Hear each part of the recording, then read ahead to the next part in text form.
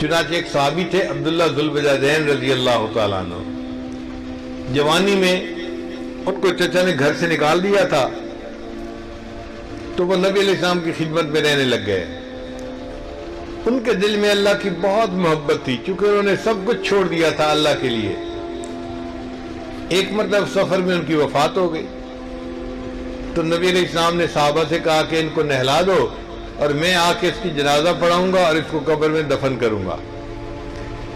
چنانچہ وہ بیمار تھے تو نبی علیہ السلام ان کی عیادت کے لیے گئے۔ ابو بکر عمر ساتھ تھے۔ جب نبی علیہ السلام گئے تو عبداللہ رضی اللہ عنہ لیٹے ہوئے تھے تو نبی علیہ السلام نے ان کے سر کے نیچے سے تکیہ اٹھایا اور ان کے سر کو اپنی مبارک گود میں رکھ لیا۔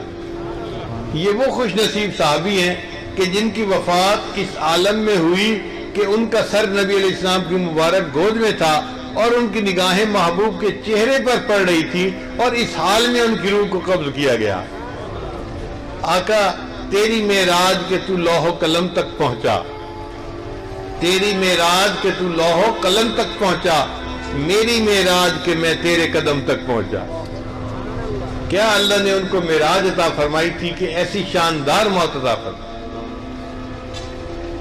پھر نبی علیہ السلام نے صحابہ کرام کو اپنی چادر عطا فرمائی، فرمایا کہ عبداللہ کو نہلا دو اور اس کو اس میری چادر کے اندر کفن دینا۔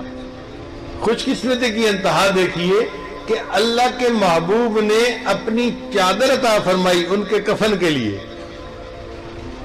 جس بدن کو چچا نے ننگا کر دیا تھا کہ تم مسلمان ہو گئے ہو، میرے کپڑے اتارو اور نکل جاؤ یہاں سے، اللہ نے کہا اب اس بدن کو میں اپنے محبوب کی چادر سے ڈھانپ لوں گا۔ چنانچہ جب قبر میں دفن کرنے کا وقت تھا تو دستور یہ ہے کہ جو میت کا قریبی ہو رشتہ دار وہ قبر میں اترے اور اس کو قبر میں رکھے میت کو۔ اب ان کا تو کوئی رشتہ دار تھا نہیں، چنانچہ نبی علیہ السلام نے فرمایا کہ ان کی قبر کو میت میں رکھنے کے لیے میں قبر میں اتروں گا۔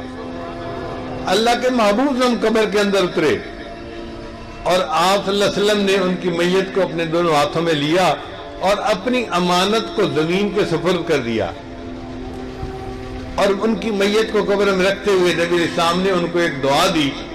اس دعا کو سن کر عمر لانو وجد میں آ گئے۔ فرمایا کرتے تھے کہ اس لمحے میرے دل میں تڑپ پیدا ہوئی، کاش عبداللہ کی بجائے عمر الخطاب کا کی میت ہوتی۔ تو صحابہ نے پوچھا امیر المومنین آخر نبی علیہ السلام نے کیا الفاظ کہے تھے؟ تو بتایا کہ نبی علیہ السلام نے ان کی میت کو قبر میں رکھتے ہوئے یہ کہا تھا، اے اللہ میں عبداللہ سے راضی ہوں، تو بھی عبداللہ سے راضی ہو جانا۔